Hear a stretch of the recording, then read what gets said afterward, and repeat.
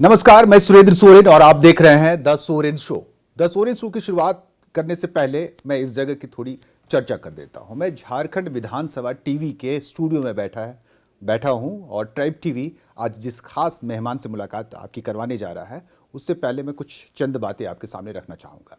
मेरे सामने लिखा हुआ है, मैं तुम्हारी बातों से असहमत हूँ, पर मैं अपनी अंतिम सांस तक तुम्हारी अभिव्यक्ति के अधिकारों की रक्षा करूँगा। ये वॉल्टेयर के शब्द हैं और ये शब्द मेरे सामने लिखे हुए हैं और वो शख्सियत जिनसे आपकी मुलाकात करवाने जा रहे हैं इस एपिसोड में, वो हमारे सामने हैं।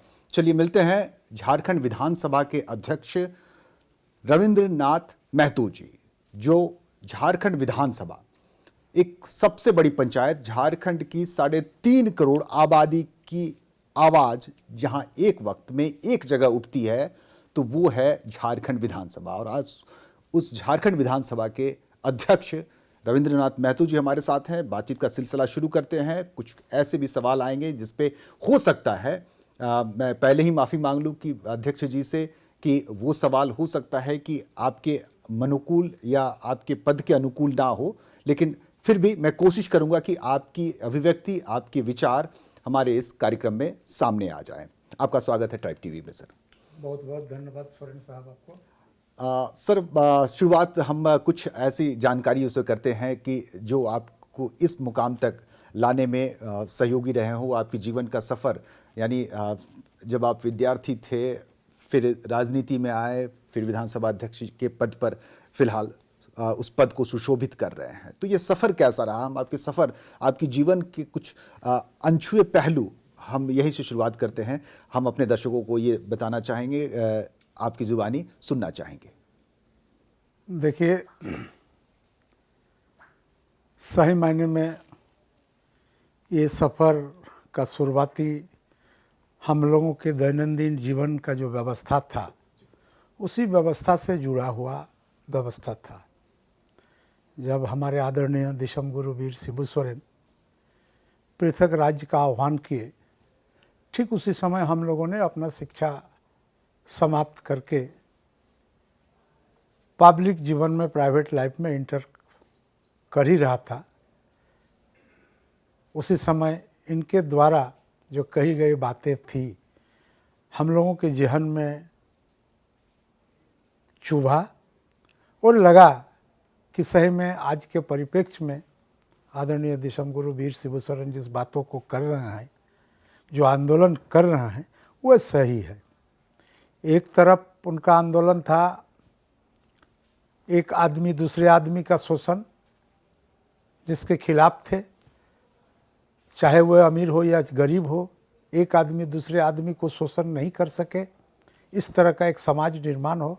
और दूसरे तरफ यह था कि हम विशेष करके संथाल परगना और छोटनागपुर बिहार के परिप्रेक्ष्य में अत्यंत पीछे थे और पीछे रहने के चलते महसूस कर रहे थे कि हमें जब तक अलग व्यवस्था, पृथक व्यवस्था नहीं मिल सकेगी, हमारा अलग बजट नहीं होगा और बजट का एग्जीक्यूशन हम अपने ढंग से नहीं कर पाएंगे, तो विशेष करके संथाल परगना और छोटनागपुर के लोगों का जो विकास होना चाहिए वो नहीं हो पाएगा।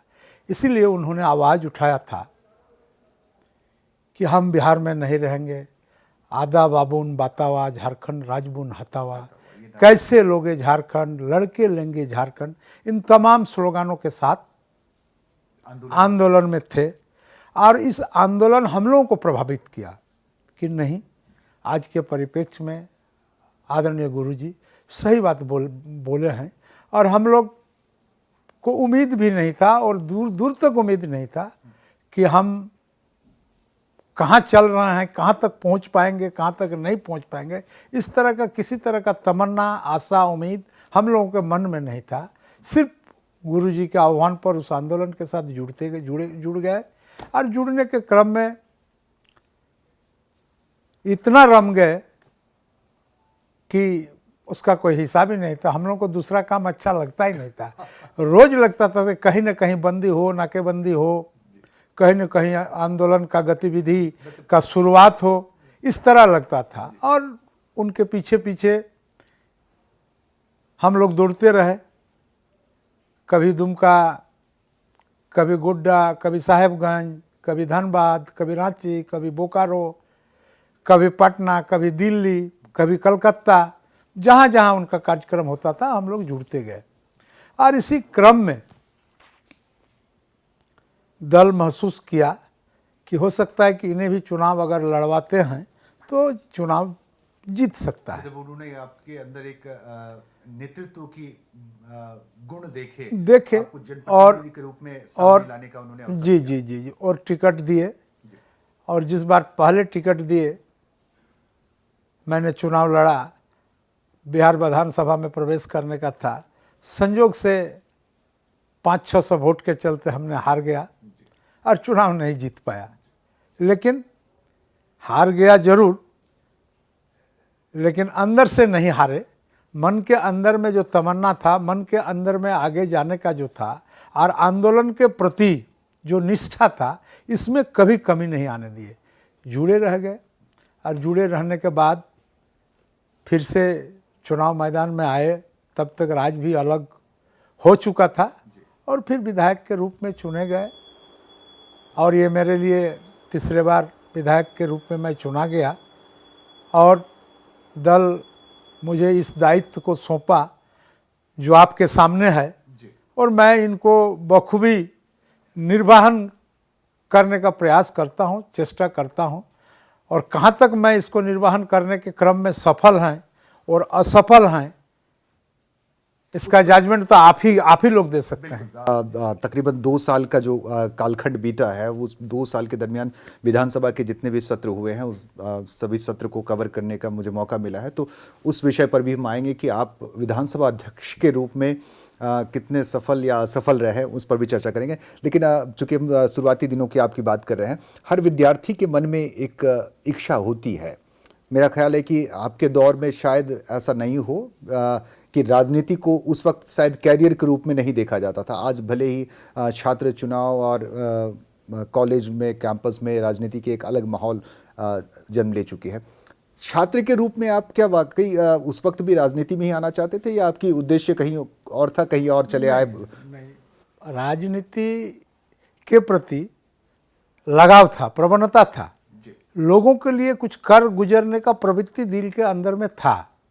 लेकिन कभी नहीं सोचा था कि राजनीति को करियर में बदलूं या इस तरह इतना आगे बढ़ूं या हम लोग जैसा मध्यम वर्गीय व्यक्ति इस जगह पे पहुंच सकते हैं, ये कभी हम लोगों ने नहीं सोचा।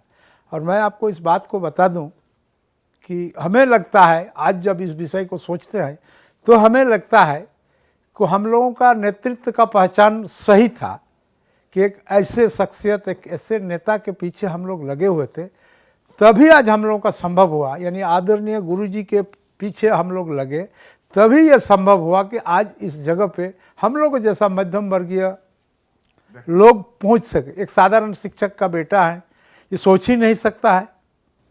जैसे कि आपसे अनौपचारिक बातचीत में पता चलता था कि आप डॉक्टर बनना चाहते थे।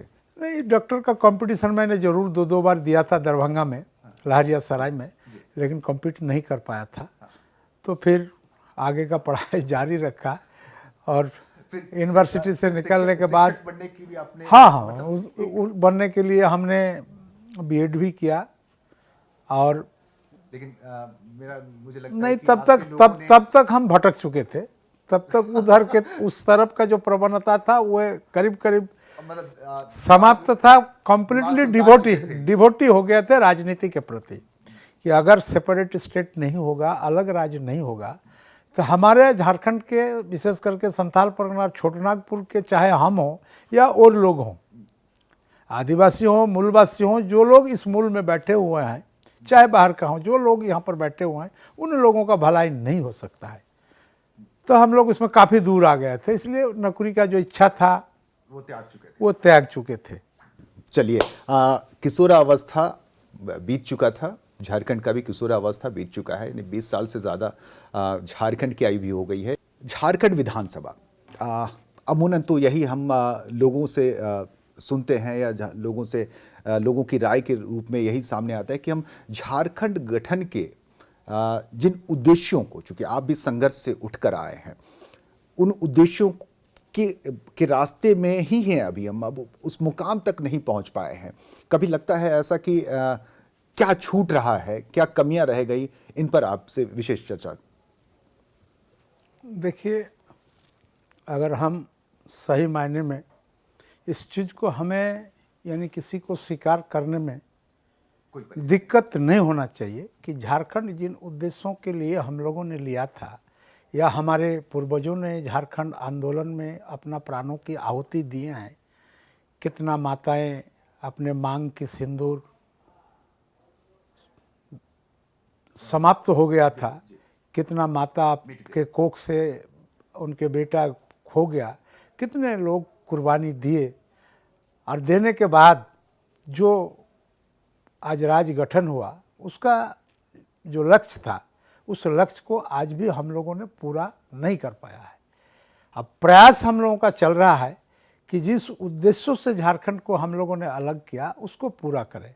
अब इस विषय पर मैं और थोड़ा सा आगे आए कि हमें हमारे अगुवा नेताओं ने उनके दिमाग में झारखंड को अलग करने के पीछे यही उद्देश्य था कि बिहार के परिप्रेक्ष्य में हर मायने में, चाहे एजुकेशनली हो, चाहे ऑफिशियली हो, चाहे पॉलिटिकली हो, चाहे बिजनेस में हो, हर चीज़ में हम लोग पीछे थे। पीछे मैंने बहुत पीछे थे, हम लोग उनके काबिल, उनके मैंने मुकाबला में हम लोग नहीं थे, बहुत दूर थे। तो हम लोगों का सहज एक इच्छा था कि हमारे के यहाँ का लड़का बच्चा, यहाँ के पढ़े लिखे नौजवान, यहाँ के लोगों को एक अच्छा सम्मान मिलेगा नौकरी में, चाकरी में, व्यवसाय में, राजनीति में, ये हम लोगों का इच्छा था। और इसी इच्छा के क्रम में ये अलग राज्य का जो आंदोलन इतना तीव्र तरह बन गया था, तो उस चीज़ को अभी तक हम लोगों ने पूर्ण नहीं कर पाया। मैं इस विषय पर नहीं जा रहा हूँ क्यों हम पूर्ण नहीं कर पाए, ये विषय अलग हो गया, ये कंट्रोवर्शियल विषय हो जाएगा, विवादास्पद विषय हो जाएगा, इसलिए हम नहीं जा रहे हैं उसमें। लेकिन प्रयास जारी है और हम समझते हैं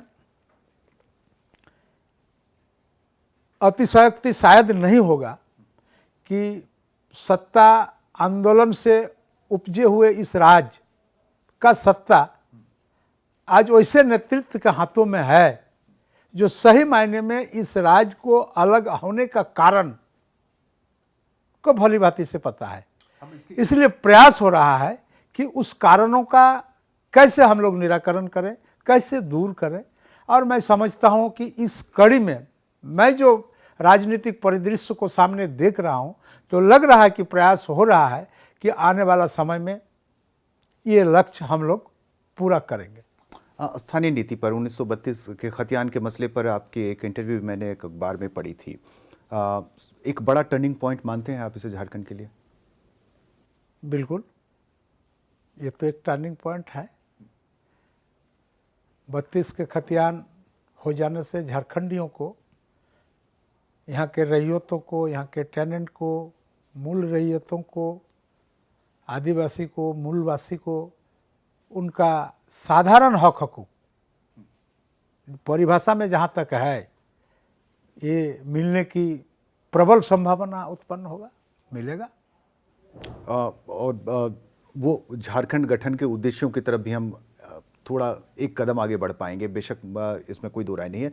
जिन विधानसभा से आप चुनकर आते हैं उनके आसपास की विधानसभाओं पर भी नज़र डालें, यानी अगर हम पूरी संथालपुर न पर डालें, आज भी उपेक्षित और वंचित नज़र आता है वो इलाका। कभी ये राजनीति में बड़े अच्छे अच्छे लोग आए संथाल परगना से, और शिबू सोरेन विश्वम गुरु खुद वहाँ से संथाल परगना से जीत कर आते हैं।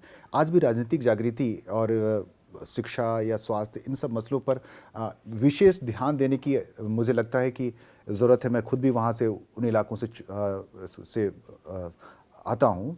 मैं देखता हूँ उन परिस्थितियों को, तो संथाल परगना पर अब लगता है कि कुछ वर्षों से उन इलाकों पर फोकस किया जा रहा है।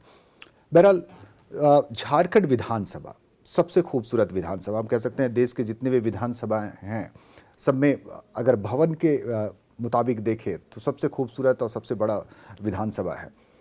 81-82 एक नॉमिनेटेड को भी शामिल कर ले तो 82 विधायकों की जो विधानसभा है, हर बार ये बात उठती है कि विधानसभा की सीटें बढ़नी चाहिए झारखंड में। हालांकि अब पिछली बार से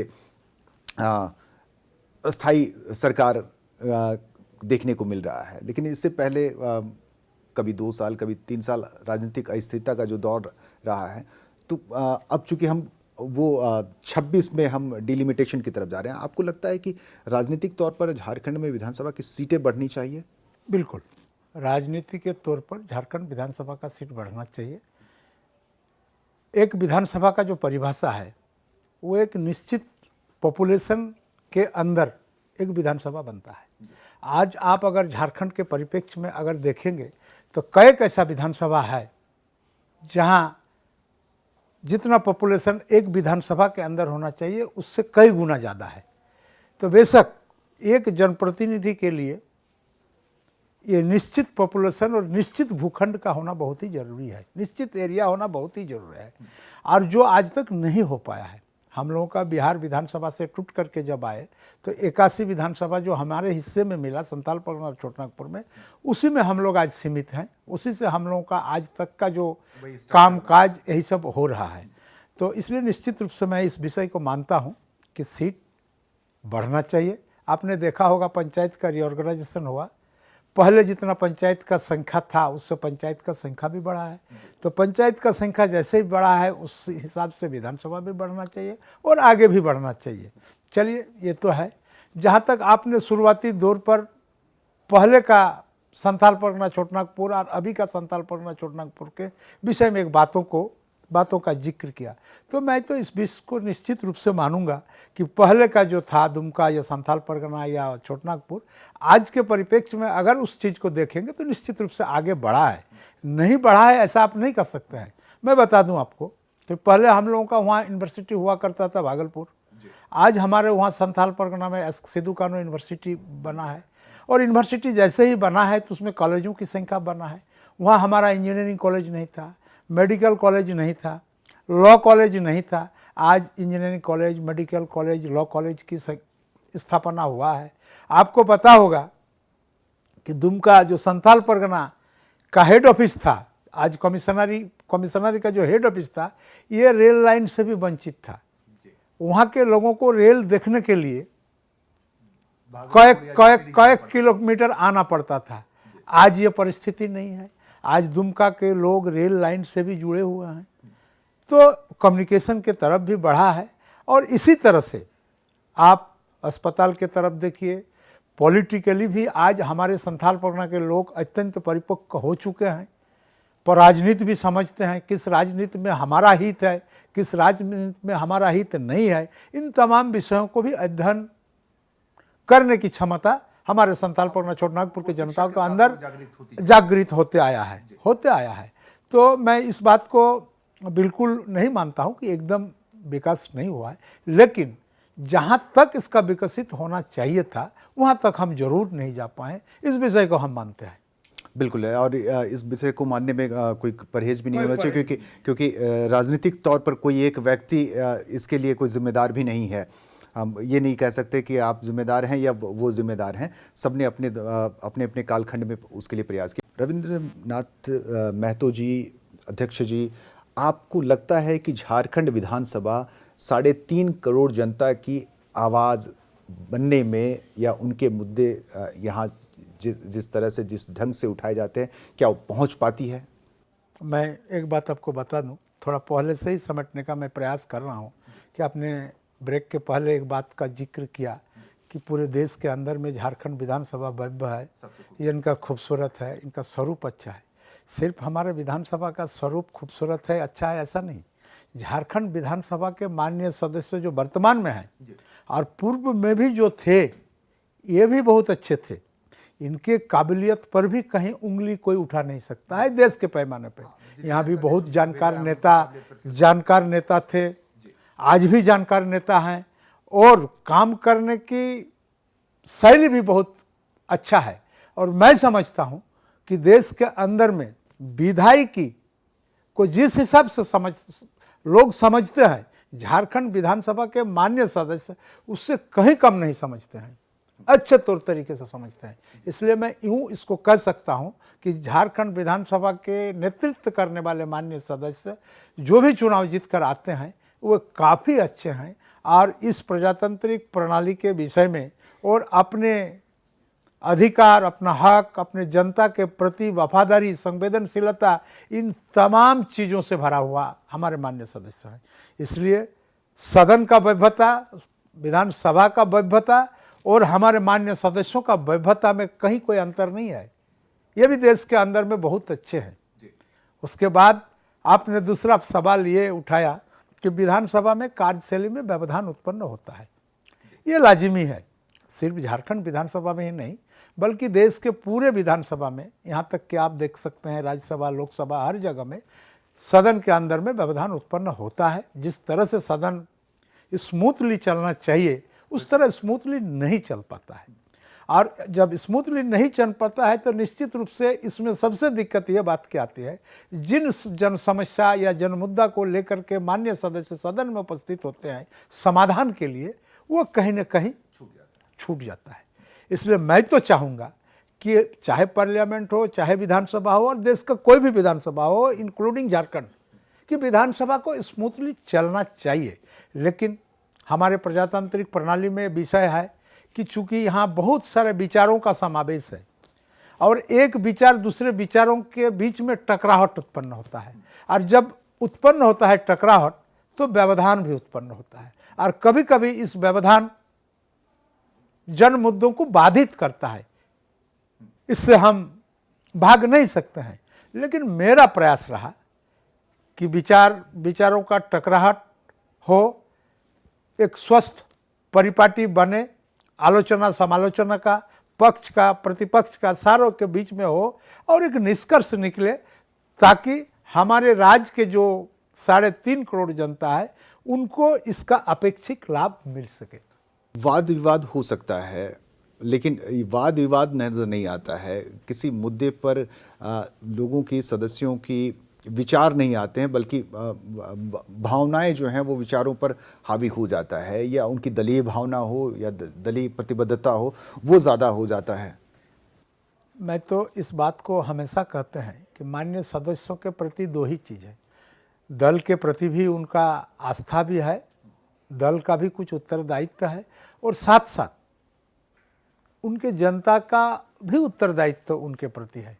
और माननीय सदस्यों को दोनों का निर्वहन करना पड़ता है, और दोनों के निर्वहन के क्रम में हो सकता है कहीं कहीं छूट जाता है, कहीं कहीं किसी चीज़ हो जाता है, ये विषय सामान्य परिपाटी के अंदर ही आता है। लेकिन मिला जुला के जिन जनताओं ने मुझे इस सदन के अंदर में भेजा है उनके प्रति भी हमें ध्यान रखना है और दल के प्रति भी ध्यान रखना है, और इसमें तारतम्य स्थापित करके, सामंजस्य स्थापित करके माननीय सदस्यों को आगे बढ़ना है। मैं समझता हूं जो इन कामों को कर लेने में सक्षम होंगे, आने वाला समय में उनका स्थान अच्छा रहेगा। जैसे हम मानसून सत्र की मिसाल ही ले लें, एक दिन पहले ही सत्रावसान करना पड़ा क्योंकि सदन व्यवस्थित नहीं हो पा रहा था। आसन में बैठकर आपको भी ये महसूस हुआ होगा कि जो जिस तरह से सदन की कार्यवाही चलनी चाहिए वैसी नहीं चल रही है, या लोग निष्कासन करना पड़ा, निलंबित करने पड़े आपको, 5 विधायकों को निलंबित करना पड़े। ऐसे मुश्किल फैसले लेने के लिए भी आपको बाध्य होना पड़ता है। देखिए, कभी कभी सदन को सुचारू रूप से चलाने के लिए और सदन संचालन के लिए जो नियमावली है, कार्य संचालन का जो नियमावली है और विधायी व्यवस्था का जो प्रक्रिया है, इन तमाम को दृष्टिपथ में रखते हुए कभी कभी कठोर निर्णय लेना पड़ता है। अगर कठोर निर्णय आप उस समय नहीं ले पाते हैं या नहीं लेते हैं तो हम समझते हैं कि आसन का गरिमा पर प्रतिकूल प्रभाव पड़ता है या पड़ने की संभावना होता है। लेकिन कोई भी माननीय पीठासीन पदाधिकारी या अध्यक्ष जो भी आप कह लें या स्पीकर जो भी आप कह लें, इस तरह का निर्णय लेने में दिक्कत होता है, कष्ट होता है। अगर आप निलंबित करते हैं तब सदन अव्यवस्थित हो जाता है, निलंबित नहीं करते हैं या निष्कासित नहीं करते हैं तब सदन अव्यवस्थित हो जाता है। क्या ये व्यवस्था सिर्फ इसलिए बनी हुई है क्योंकि सदन में नेता प्रतिपक्ष नहीं है? नहीं, आप अनेक कारणों में से एक कारण इसको भी मान सकते हैं कि उन्हें भी संचालन करने के लिए जैसे पक्ष में नेता सदन होते हैं वैसे विपक्ष में नेता प्रतिपक्ष होता है, और सदन नेता सदन को सत्ता पक्ष की ओर संभालते हैं और विपक्ष के नेता जो हैं वो प्रतिपक्ष के नेताओं को वहाँ पर संभालते हैं, या उनका जो सदन के प्रति जो कार्यकलाप हो वो ठीक सदन के अनुकूल हो, इसके लिए वो हमेशा प्रयासरत रहते हैं। और मैं इस विधानसभा में इस चीज़ का एहसास कर रहा हूँ, नेता प्रतिपक्ष नहीं रहने का ये जो खलल है, ये मेरे मन में भी तकलीफ है और कष्ट तो मुझे हो ही रहा है, नहीं है। और नेता प्रतिपक्ष एक बहुत ही महत्वपूर्ण है, उनका भी प्रिविलेज, उनका भी महत्वपूर्ण दायित्व सदन संचालन में या सदन के अंदर में है, और स्वस्थ आलोचना में भी उनका भूमिका बहुत ही अहम है, इसलिए उनका होना निहायत आवश्यक है। दल बदल के दो मामले चल रहे हैं, एक कांग्रेस के विधायकों पर चल रहे हैं, दूसरे बीजेपी के विधायक दल के नेता बाबूलाल मरांडी पर चल रहे हैं। दल बदल के मामले शायद पिछली जो तीसरी विधानसभा थी, यानी रघुवर दास जी इस वक्त मुख्यमंत्री थे और दिनेश उरांव जी विधानसभा अध्यक्ष थे, उस वक्त भी मामले चल रहे थे। इस बार मामले बढ़ गए, कह सकते हैं, सदस्यों की संख्या बढ़ गई। एक मामला तो आपने मिस कर दिया, प्रदीप जी का भी और बंधु तिर्की का जी का भी मामला चल रहा है, इसीलिए मैंने कहा कि संख्या भी बढ़ गई, संख्या बढ़ा हुआ है। हाँ।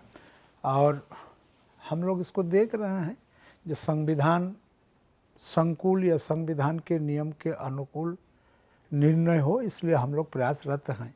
और ये मामला सिर्फ यहीं तक सीमित नहीं है, ये मामला संवैधानिक व्यवस्था के क्रम में और दूसरे न्यायालय में भी है। हम लोग देख रहे हैं वहाँ तक कहाँ तक संवैधानिक नियम कानून के मुताबिक हम लोग निर्णय लें। हम उम्मीद करें कि ये जल्द आएगा इस पर फैसला। हम तो जल्द करने के लिए तैयार हैं, अगर किसी तरह का नहीं हो तो हम तो निर्णय जल्द करने के पक्ष में। सारे पक्ष आ जाएं, तो सारे पक्ष आ जाएं तो फिर आपको निर्णय लेने में देरी नहीं होगी। देश में कौन सी विधानसभाएं या कौन सी विधानसभा की कार्यशैली को आप बेहतर मानते हैं झारखंड से कंपैरिजन? ये तो वैसे तो आप कह चुके हैं कि सबसे भव्य और भव्यता यहाँ की है, विधानसभा के सदस्यों की भी है, लेकिन फिर भी अगर आप अपने आसपास नज़र डालते हैं तो कहाँ आपको लगता है कि वहाँ का कार्य संचालन और वहाँ के सदस्यों की? देखिए, ये प्रश्न तो जटिल है, आपने जिस प्रश्न को मेरे समक्ष रखा, और मैं नहीं समझता हूँ कि इसका अप्रोप्रिएट उत्तर आपको दे पाएंगे। लेकिन एक बात आपको निश्चित रूप से हम बोलेंगे, देश के अंदर में जितने सारे विधानसभा है, किसी भी विधानसभा से झारखंड विधानसभा खराब नहीं है, अच्छे हैं, अच्छे।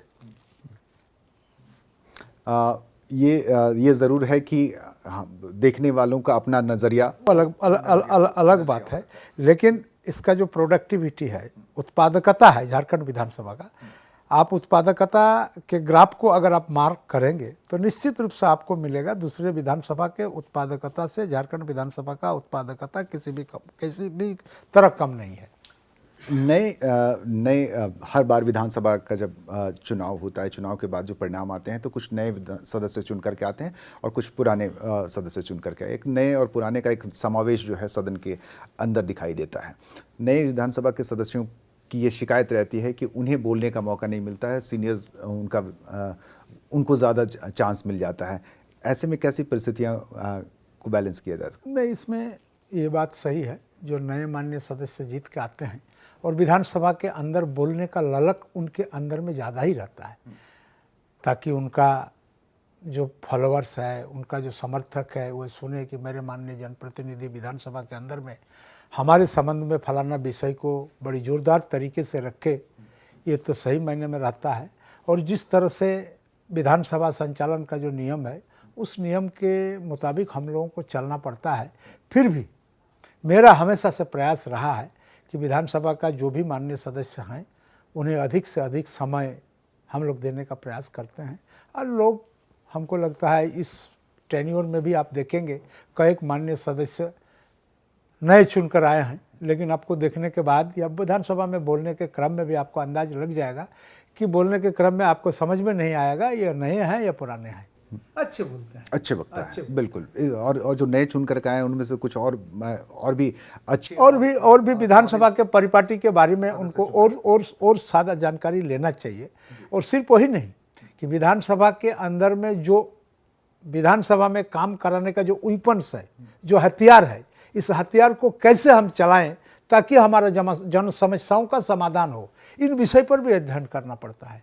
विधानसभा में ऐसे कई चीज़ है जिसका जानकारी हासिल करना चाहिए और उस प्लेटफॉर्म के माध्यम से अपना जन समस्याओं को समाधान कर सकते हैं।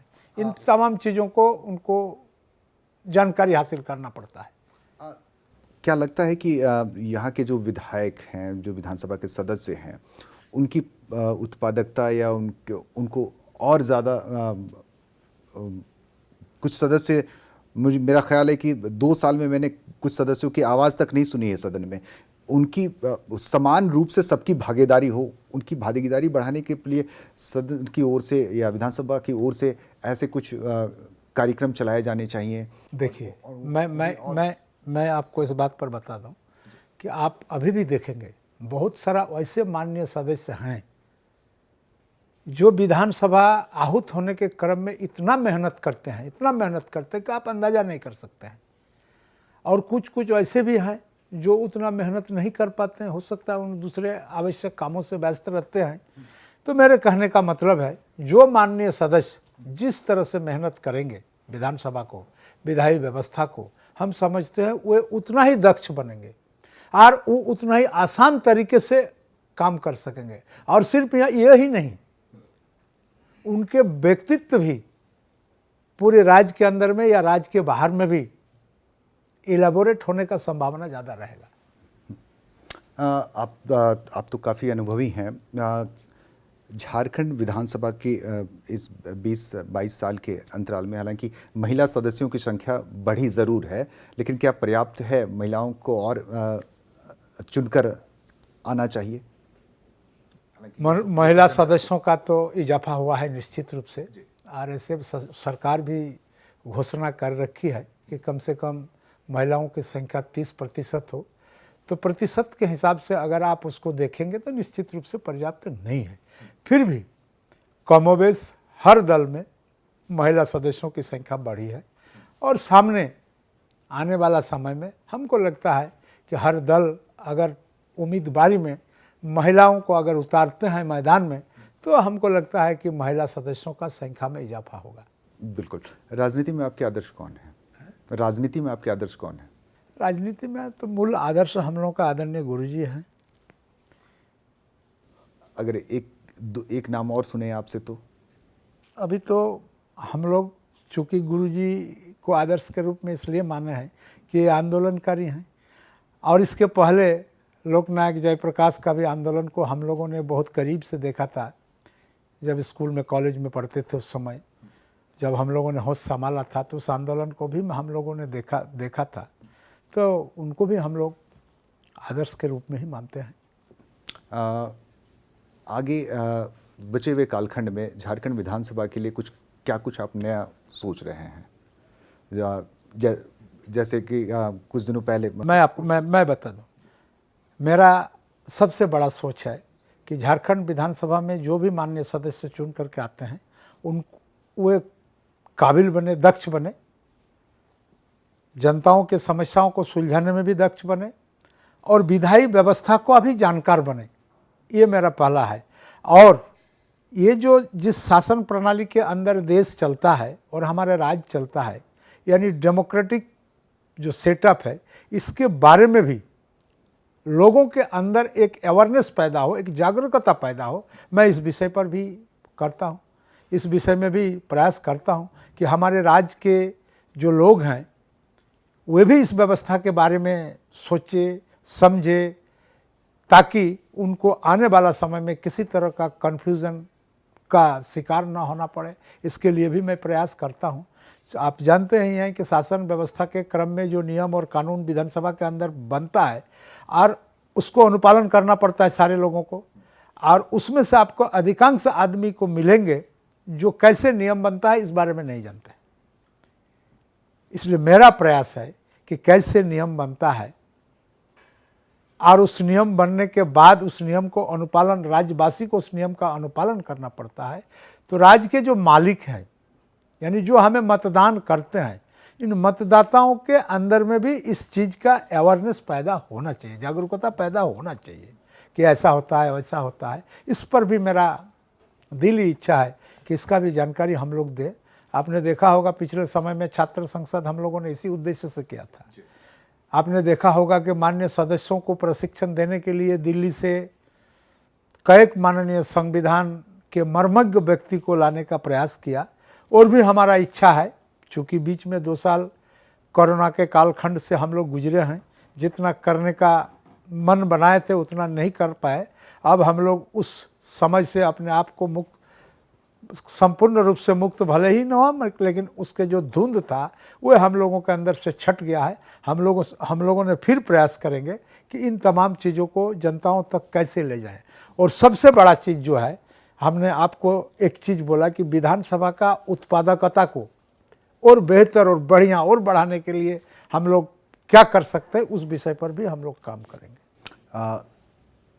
एक चीज़, यहाँ के विधानसभा के सदस्यों को विधायी कार्यों के साथ साथ कई ऐसे कानून हैं, कई ऐसे चीज़ें हैं, बातें हैं जो किताबों में है। संविधान की भी जानकार होने चाहिए, CNTS-PT एक्ट की भी जानकार होनी चाहिए, 5वीं अनुसूची की भी जानकार होनी चाहिए। इस तरह इतनी जानकारी जब तक एक सामान्य सदस्य को ना हो, तब तक मुझे लगता है कि वो विधानसभा के डिबेट में या सदन के अंदर अपनी बातों को अच्छी तरीके से शायद नहीं रख पाएगा, मेरा ऐसा मानना है। तो एक विधायक को इतनी सारी चीज़ों की जानकारी तो बेशक होनी ही चाहिए। मैं आपके बात पर एकदम संपूर्ण रूप से सहमत नहीं। इसलिए संपूर्ण रूप से सहमत नहीं कि जब तक विधायक के अंदर में ये प्रवृत्ति पैदा नहीं होता है कि हम फलाना डिबेट में भाग लें। ज्ञान अलग विषय है, डिबेट में भाग लेने का प्रवृत्ति अगर उनके अंदर में पैदा हो तो ज्ञान अर्जन कर लेंगे, ये तो पक्का बात है। तो कोई भी माननीय सदस्य अगर बोलने के लिए इच्छुक हो तो इन तमाम ज्ञान को संग्रह कर सकते हैं और आने वाले समय में एक परिपक्व मैच्योर्ड विधायक के रूप में वो उभर सकते हैं।